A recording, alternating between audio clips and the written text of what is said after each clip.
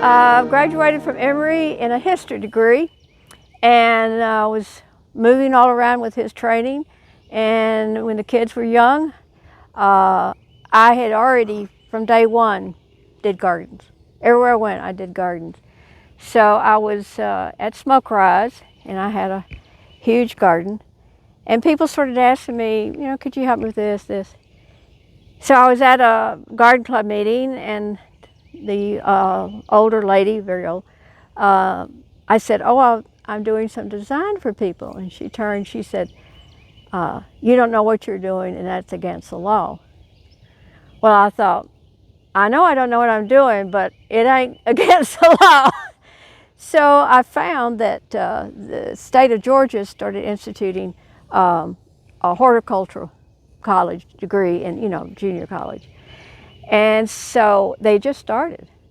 I was really one of the first people. And so I took a 2-year course in horticulture. And people started asking me to design. And Nick made me the beautiful little card and things, whatever. I never actually used the card but one time. But guess what it came to? I was at a talk at up here at Georgia. You were always going to seminars. Oh, you just went to seminars and things all the time. You were just searching. You went to nurseries. You just, everything you did. So John Floyd from Southern Living was there, and he gave a talk on perennials, 20 best perennials. And he mentioned columbine. Well, I can show you my columbine. If you don't be careful, they get leaf miners and they look horrible, but anyway. So when he came out, I said, John Floyd, he was about 6'2". I said, John Floyd, columbine shouldn't be on that list. And I told him, he said, well, why? And I told him why. He said, what would be? What would you put on your list? So I told him. And he said, do you have a card? Me have a card? It had my name, telephone number, and garden club badge. That was it.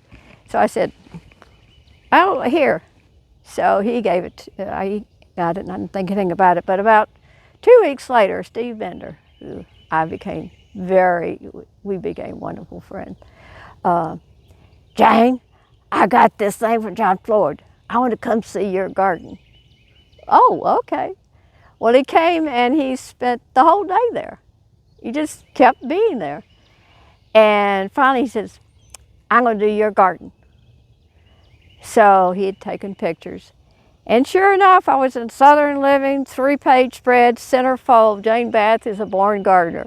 And literally, it lit up the world.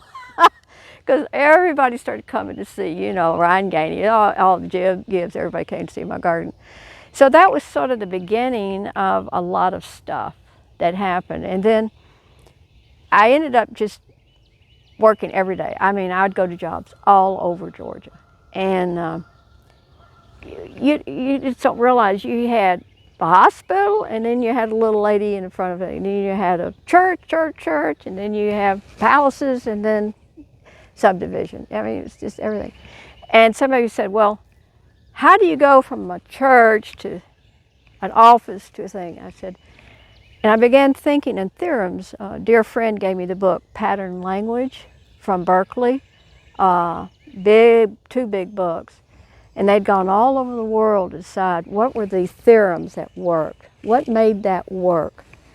And I realized that's how I was designing. So that ended up with my book. And I would just keep making notes, throwing them in a box.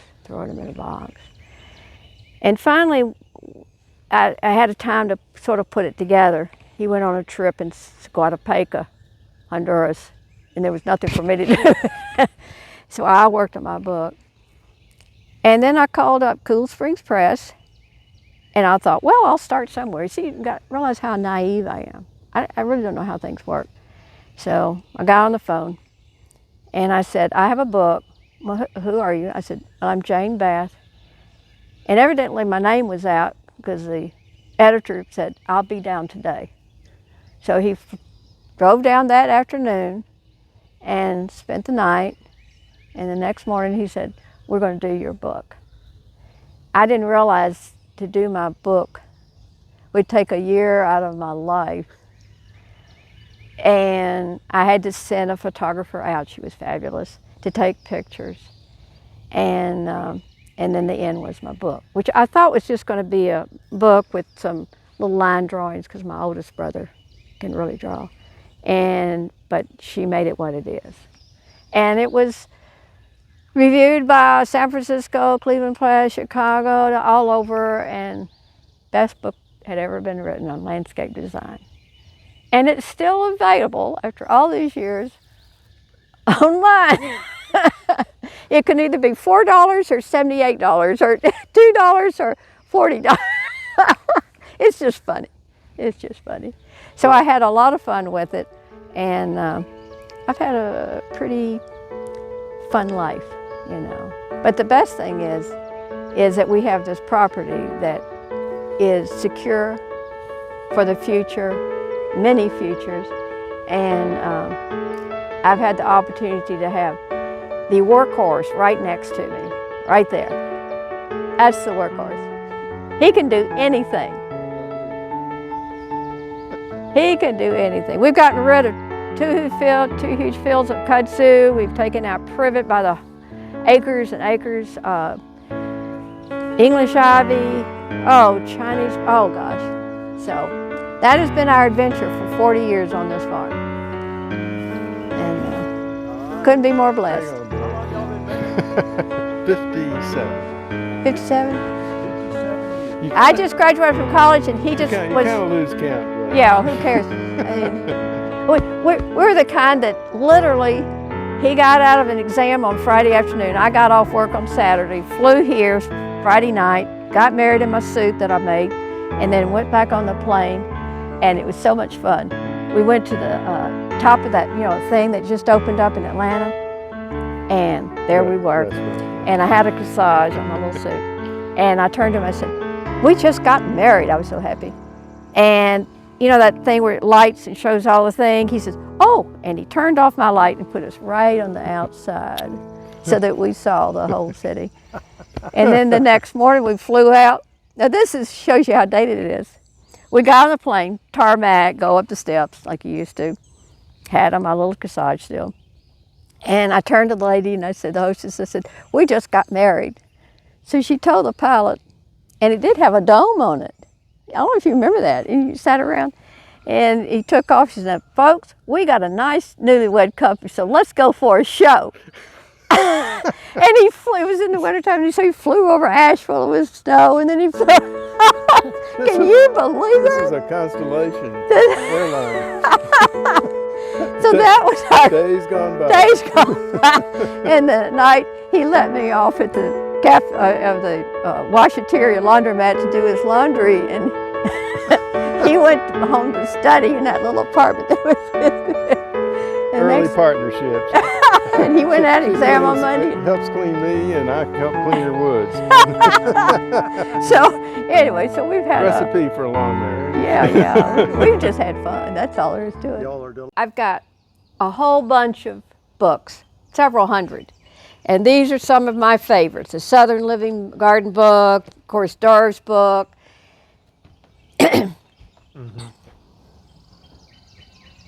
And many, many books on different subjects, fir trees, Japanese maples.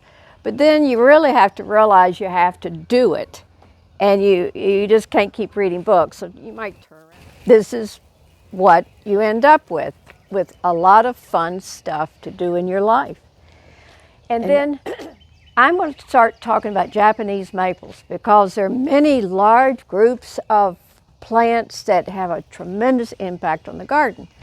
And Japanese maples is probably one of your most effective plant to put in your garden.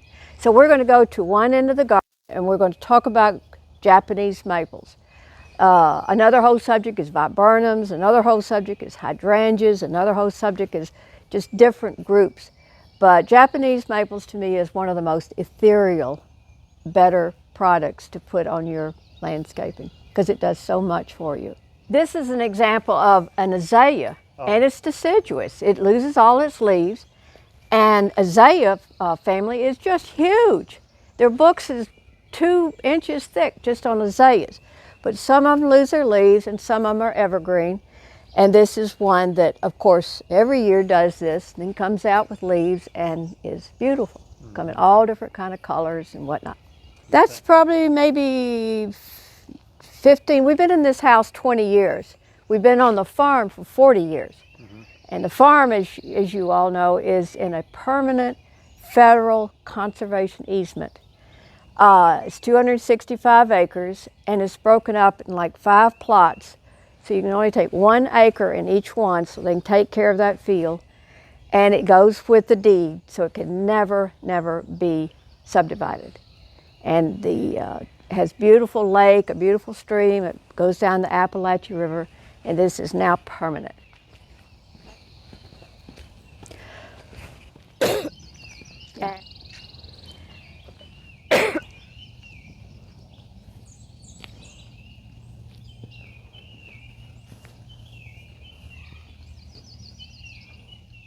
Japanese maples, the beauty of them is that they're never ugly. They're always beautiful. Even in the wintertime, their bark, their form, their elegance is beautiful. Then you come into spring and they come out in all different colors and are ethereal, and then in the summer they just blend with everything. And in the fall they give you that big show so that you have beauty absolutely every day of the year. There's no downtime, and they fit into any landscaping. But there's some things that you need to know is that Japanese maples come in so many different sizes and so many ways of how they do that there are hundreds of them, hundreds of different kinds, from little tiny ones to big ones. And people think, well, what do I do with them? Well, one thing is, as you look at your Japanese maple and you see how pretty they branch out, you might need to help it. In other words, when it gets too thick and the branches may be in front of something or just not right, you can go in and just remove one branch and have it do what you want it to do. And every spring you'll find out that most Japanese maples have little dead stems. So I kind of go around and do this. And that's about it. They're the easiest plant and the toughest plant you'll ever plant. I had one down in the woods that in my old house back at Smoke Rise 40 years ago. I planted it, it got diseased, cut it off. Then I moved it, planted it again, cut it off. And then I brought it up here, and then a big limb hit it. And if I took you down the woods, it's the most magnificent Japanese maple you'll ever see. It's absolutely beautiful. Now, most Japanese maple are acer. All maples are acers. Your red maple, your sugar maple, oh gosh, the maple book is this thick. Excuse me, Acer palmatum. Now, the palmatum is what you've been seeing, but this is Acer griseum. And you can see the beautiful bark on it, so it's very unique. You also have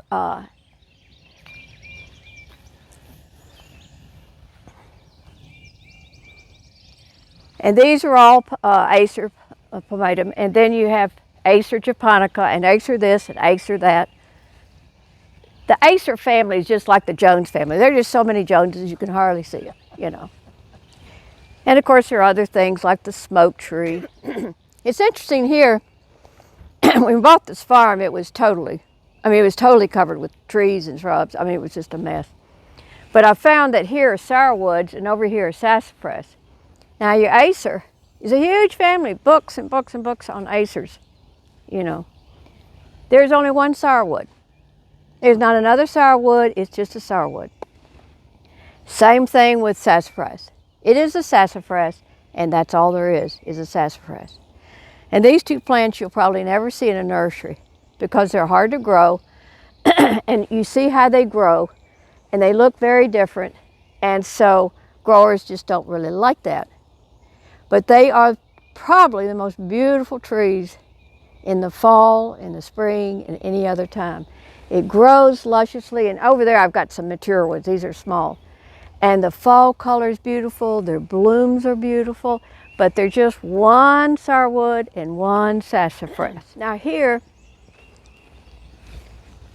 I've got 1, 2, 3, 4, 5 more Japanese maples. 6. So now here you have a little one, a big one. They just come in all kinds of sizes and colors. It's a Sakazuki. And years ago I was at Callaway Gardens. I was giving a talk. And Steve Bender was there. He's the writer for Better Homes and for Southern Living. And he was pulling my chain. We were always pulling each other's chain. And he says, "Well, Jane, what's the best Japanese maple?" And I said, "Well, I've been collecting them. I've been growing them out, testing them for over the years." And I said, "It's a Sakazuki." And he said, "Why?" And I said, "Well, it had perfect form, beautiful, I mean, very heat tolerant." Put it right in the middle of a concrete island one time. Beautiful. It blooms. It comes out late, so it kind of misses those freezes, and beautiful color. And you don't realize Japanese maples are hundreds and hundreds of different kinds. And then he turned around and said, "Well, Jane," he had a funny voice. He says, "Well, Jane, this is so and so. He's the expert of Japanese maples." And I said, "Well, Steve, okay." And we were Japanese, so we always have a good time.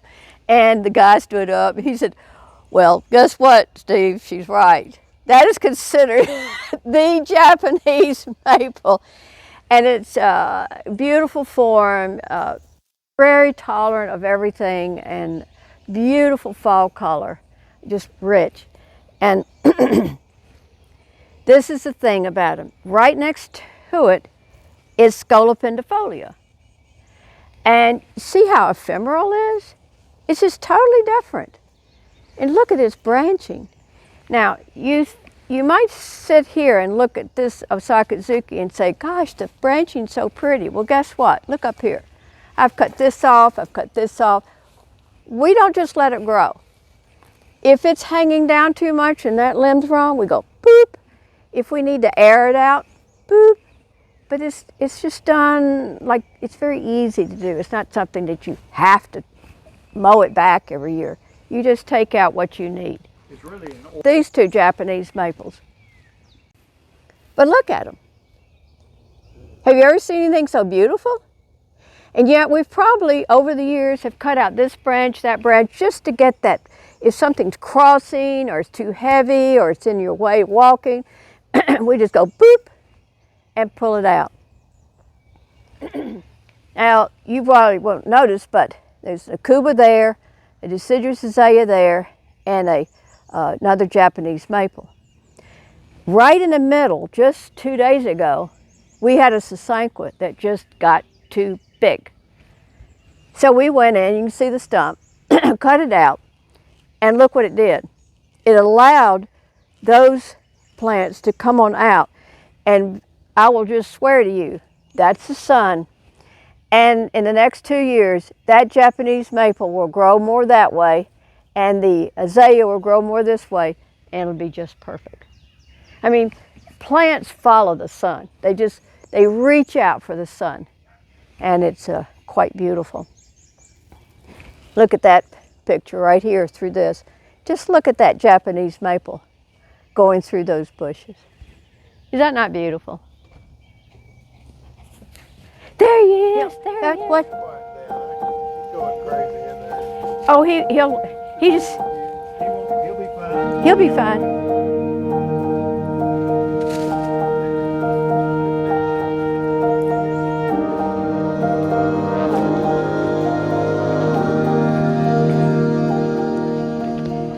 Well, this is a black gum.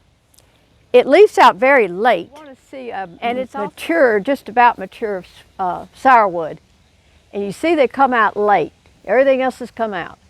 And then it'll come out and it will have the most beautiful blooms. Like when you see the sourwood honey, beautiful blooms. And in the fall, it is electric red, just beautiful. Yep, that's it. Oh, I have to show you this. See that dogwood up there? That white? That's a dogwood. It's a big one.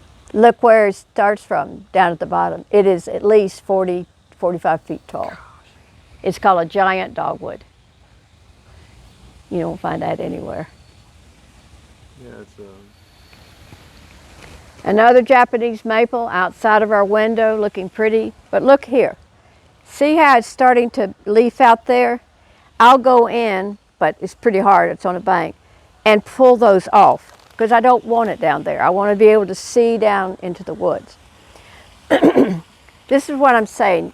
And in this tree, over the years, we've taken out a few branches because you'll be inside and look out, and all of a sudden there's a branch. And I want to be able to see through it. I was going to talk about this. Now, this is a weeping Japanese maple. It's in a pretty tough spot. And I need to get down there and cut off those dead things so as to, you know, obviously just make it look pretty. But that's what you do. You just tweak things.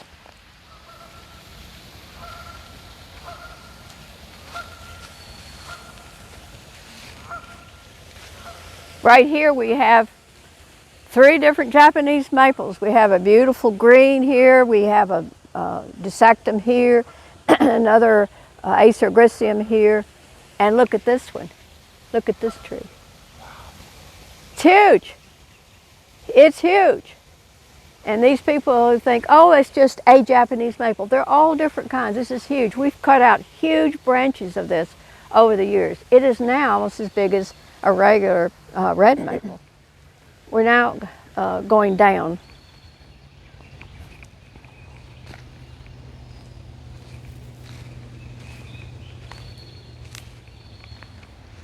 The iris family is just huge.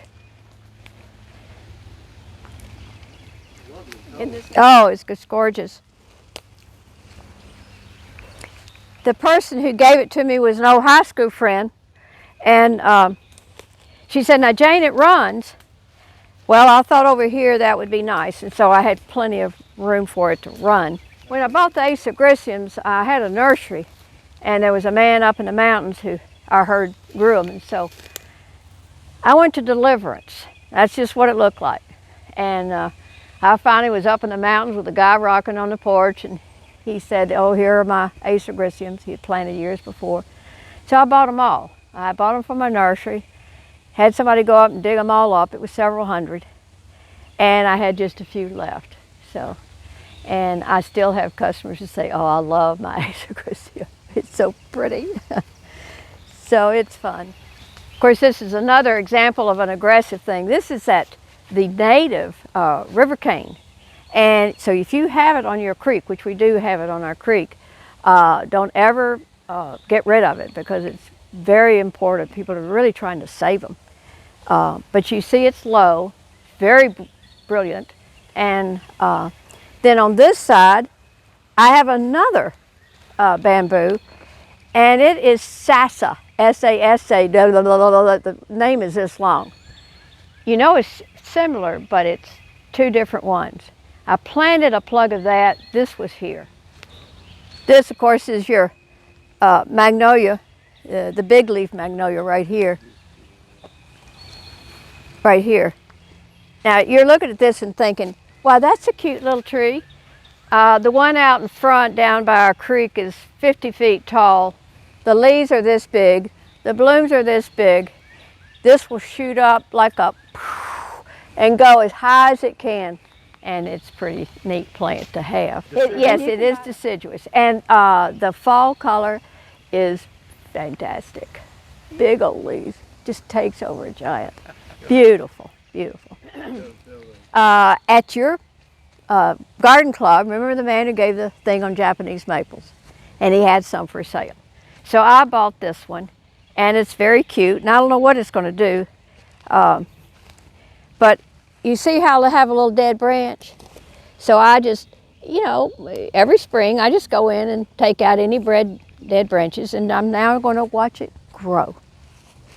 And it will be pretty. So many different kinds.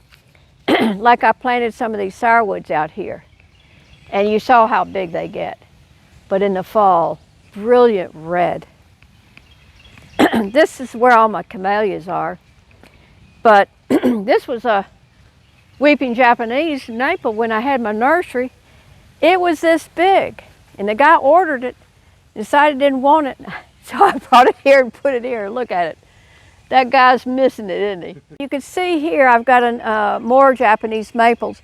Now see, I will have to decide if this branch comes off, because I really don't want to block into the view. So probably I'll take that branch off.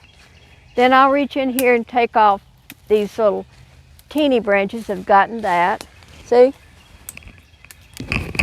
That's just called grooming. Just do it a little bit every spring. And that's a purple leaf all summer. This one has sort of a reddish leaf, and just how it fits in. It makes everything look beautiful. It wouldn't matter if I put 5 more here. It is just graceful every minute of the day.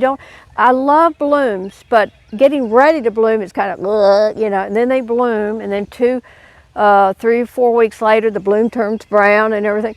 This one never looks ugly, and it fits everywhere. It's kind of like a white blouse in your closet. You can't have enough, you know. Here's a sugar maple. There's another acer. There's so many acers. And that's your sugar maple, of course. We planted that. They're hard to find. They're hard to buy. I mean, it's just a shame. They say they really need a more northern exposure, but honestly, they do beautifully here. I have some planted in the woods over there. That's your bright, bright yellow, I mean, knockout gold in the fall. And then you have a crab apple, and I got different stuff in here. Now, we put this on for the deer. We never used to have deer down here, but everything's kind of changed with the land, so the deer are starting to come. So we put that on there until it toughens up, and then we'll take it off. Just leave it on until it's hard to say, because the deer will come in here and rub his antlers on it and kill the tree. So we just go ahead and put it on. Same with down here. Some of your Japanese maple also have a very bright bark, and if you go to buy one, you might see some with just a bright yellow or bright red. So they're just so many different kinds. And you can see another one, big right here. But again, you think, oh, I just left it alone. No, we go in, if there's something that's blocking a view, we, get rid of it. Oh, I have to show you this. This is, your old-fashioned sweet shrub that's a native. I got a pile up there. But anyway, they're good about this tall, and they have this sort of burnt red bloom. It's supposed to smell good. Well, this is a new one from China, and it's Chinese sweet shrub. Look how it grows. Look at that bloom. I had some people here from a group from an architectural firm, and he walked up to this and he says, oh my stars, I just planted 3 of these right under my window. I said, I thought it would be like the native sweet shrub that gets about this big. And said, well, right now I think this is about 10.5 feet tall and just was planted last year. And look at the blooms. Is that not just beautiful? Oh, yeah. And then you turn here to the right. Look at this. Then you try to plan. This is so funny. In life, you try to plan the garden where what'll bloom with what, and it'll be so pretty. Now here you got this bright orangey red and this pink. If I'd planned it, I could have planned it worse. That's just part of gardening. That's nature for you. That is nature for you. That is the native honeysuckle. There's another honeysuckle that we all know that just takes over, but this is a native. So you can have that. Again, here's my last Japanese maple in this, but the other thing about Japanese maples are actually plugged into a rootstock. I have probably several hundred seedlings here. If anybody wants to come get a seedling, I'll let them have them. But you don't know what you've got. It can't be named. It is what it is. But all the trees that have a name on it, you have a rootstock that at a nursery, big growing nursery, they get all kinds of plants. They're just about this big. And then they'll go to their name tree and cut. And then they just stick them together. I was up at Don Shadow's huge nursery. And the women sat around this huge pond. They would have the rootstock that was just tough, and then they'd have the stuff that's got a name to it, and they would cut it. And that cambium layer, they have to do it just right. And then they put a little piece of rubber bands around it, and then they plant it. Now, what can happen is that you'll have a Japanese maple or weeping Japanese maple, and it'll start coming from the bottom. And you'll say, oh, look, that's, now that thing come up on the bottom of that rootstock, and it'll be right there. I've gone to jobs where, oh, the Japanese maple was just beautiful, but then there was this, and they said, oh yeah, that's different. I said, cut it off immediately, because then it'll go to that and diminish what you bought. And it'll just be anything, okay? So don't ever let anything grow up there. Now see how the light, that's what you live for. See that beautiful light coming through, and that maple just looking so pretty. Another thing, I have a lot of camellias down here, and what we have found out over the years that plants that say shade really need light. It's hard to realize, but we've probably taken out 100 trees here. We're talking about trees. And before, some of these camellias just, you know, sat there. A lot of things just sort of sat there. But when we started taking trees out and started getting more light in here, everything started blooming better, doing better. They need to breathe. And you can see we do have light, but I still would like to take out another 10 trees here because they need some light. Now this is a nice picture. Not many people know a mayapple, but that's mayapple, that ground cover. And it comes up every spring, and it kind of moves around. You know, you'll have some mayapples here, and then as the years go by, it might move over here and move over there. I got Virginia bluebells over there, just cascading down a thing, starting with just one.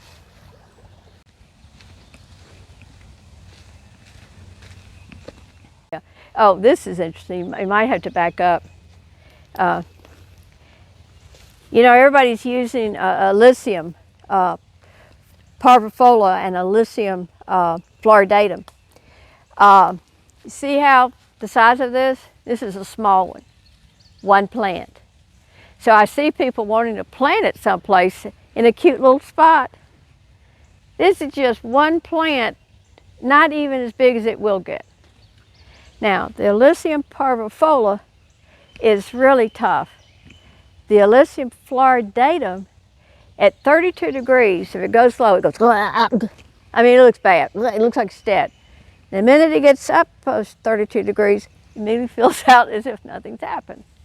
So look at that tag and make sure you get the parvifolia and not the floridatum.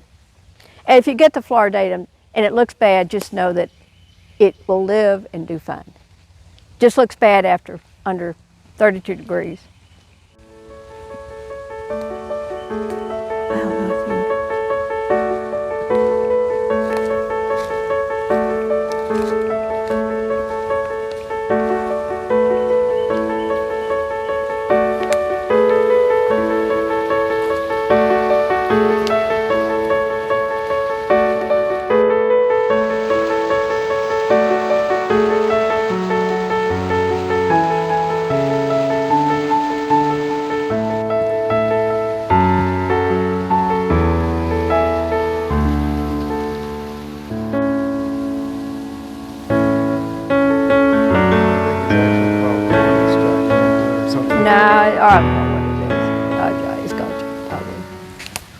Now, there are 3 buckeyes, and this is the one, this was one plant, and we just took out about half of it because it had just totally overgrown.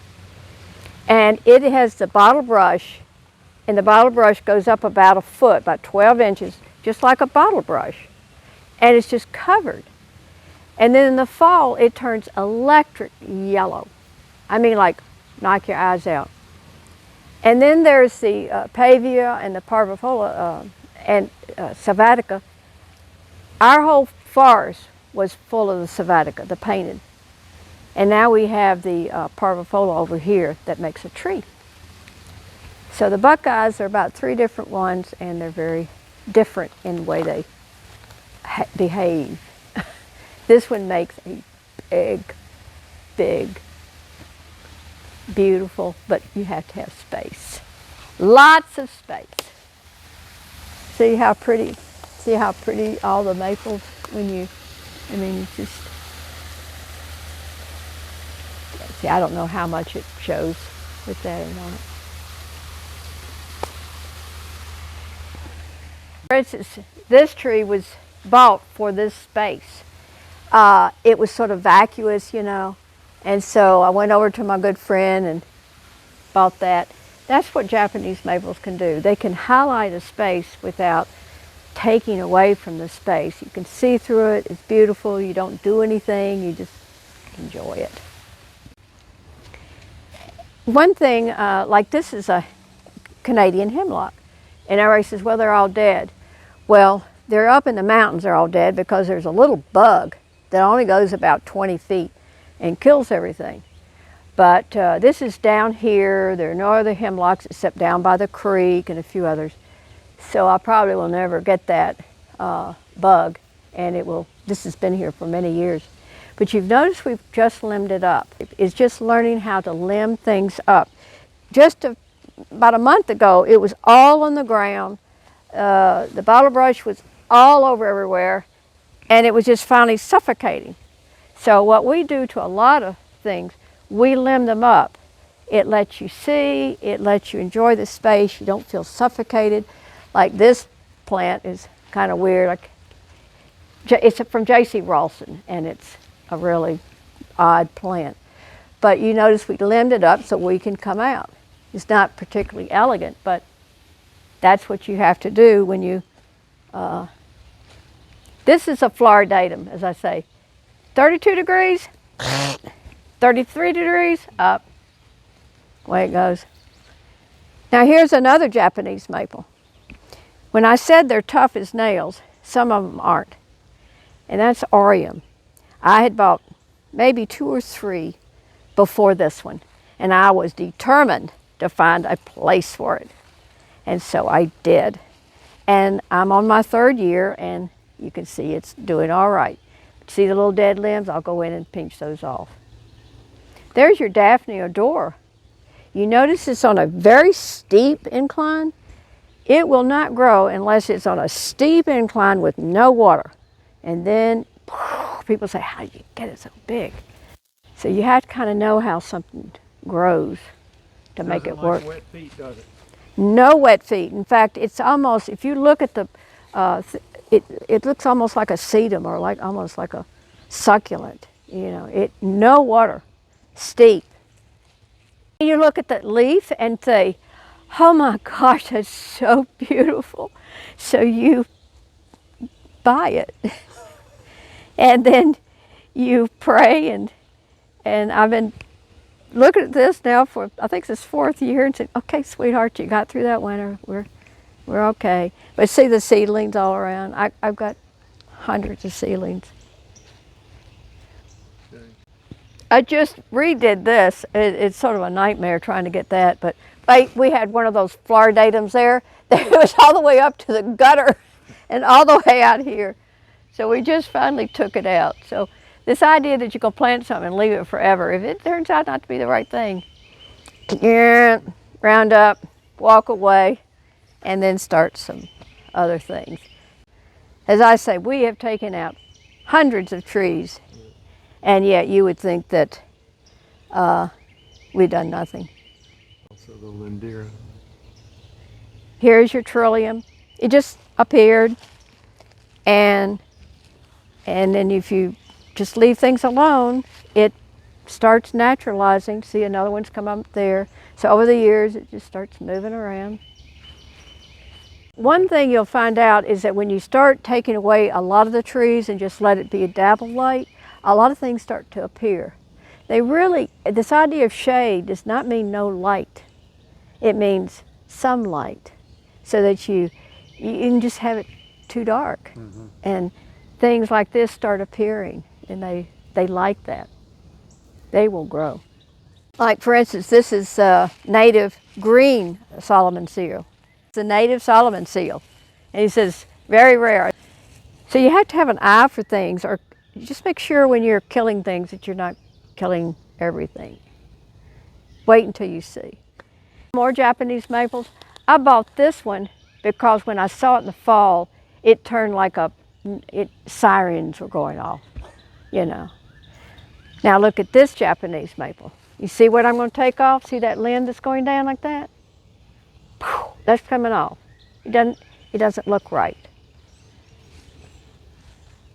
I bought this one for its fall color.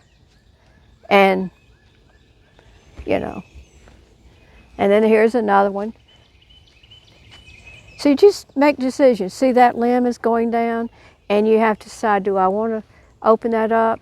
And then there's a little dead limb there. You just make, you know. Then of course you can see our hydrangeas. They got deered. The deer a few years ago came in and just ate every one of them. These two Japanese maples, look how big they are. This one and this one, we have taken out 5 truckloads of limbs over the years. I mean, we fill up our truck over and over again every spring. And then we say, oh, okay. So this idea that you just plant it and watch it, if it's going over too much, too thick, can't see the view, don't worry about it. Just make sure your cut is close to the thing so you don't have some clunker coming out making it look ugly. The viburnum is a huge book by Durr on all the different viburnums, but only about 2 or 3 are native. That's the native. And when I planted it, it was 6 inches tall. Ah. So all of a sudden, it's getting ready to bloom right now. Rugifudulum or something like that. That's a viburnum below it. I've got about 20 different kinds, but that's the native. This is the acondifolium, and the acondifolium has a big leaf, but it's one of the few that when the seed head comes out, it looks like a fuchsia bloom. It's just beautiful. It's just these beautiful fuchsia blooms all under it. Most of them, the seed head is not, you know, very prominent, but this one is. And the color of it in the fall is like 3 different colors. It's a acondifolium. It just, it's got a bigger leaf. And again, you can see how we pruned it so that it's sort of open. That didn't just happen. We came in and every spring we say, I don't want that limb, that's too thick. And we would sort of... That's The leaves are much bigger. And as I say, it has a bloom, you know, everything, all of them have a little bloom. But this one, the bloom, as I say, just looks like fuchsia, you know. Then you always, this is a southern sugar maple, but look what happened in a storm. Half of it just got ripped away. But in a few weeks, it'll be coming out and just looking pretty as a picture. So that's it for Japanese maples. Tried to hit all the spots, and I really don't know. Yeah, I mean, unfortunately, I could talk. I could start on viburnums, I could start on hydrangeas.